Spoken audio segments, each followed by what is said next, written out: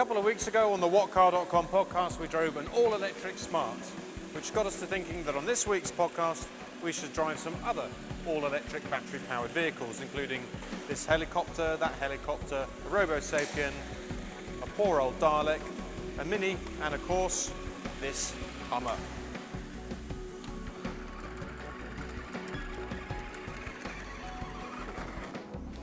This is all very well, but I need something bigger.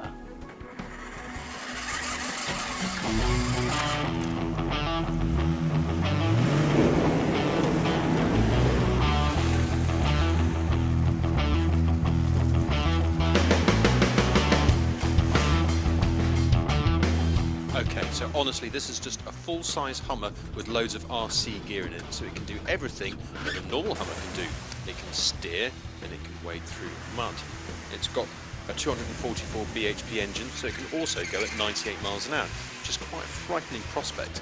It can also get involved in 007 style chases like this. Dun, dun, dun, dun, dun, dun, dun. Okay, we'll try a bit faster next time. Here goes, here goes. Ouch. Oh no! This is James Brighton, who has developed the biggest radio-controlled car I have ever seen in my life. James, thank you. It was great fun. Why? Well, there's a number of reasons for doing it. Obviously, it looks like a great big toy, but the systems that we use inside the car we use for crash testing. So when we want to recreate a situation where you can't have someone in the car because it would result in a fatality, or you don't want to modify the car by putting cages in and safety equipment that would otherwise be used if you were using a stuntman.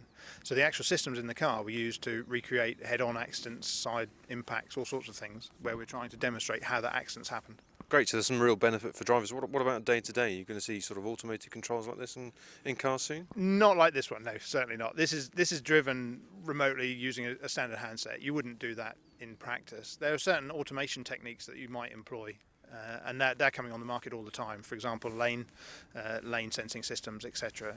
But this doesn't have that kind of automation. This is purely to drive it remotely, not autonomously.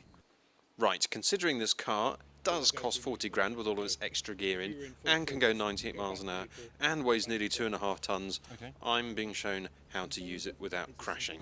Easy peasy, I'm sure I'll be brilliant. So what I'll do for a start, if I give you control, yes. Make sure the brakes are fully on. Okay, yeah. Right. So now if you move the steering, nicely, those bumps are actually quite big just there. I didn't do it. They're invisible bumps.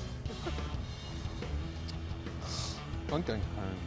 I don't suppose that anyone will actually believe me, but I really didn't crash it onto those invisible bumps. But after a bit more practice, I had a go putting it through these mud baths. It was quite nerve-wracking. Phew. We fixed our little Hummer, so no RC cars really badly hurt in the filming of our podcast. Thank you very much indeed, James. Next week, Steve Fowler in a Ferrari.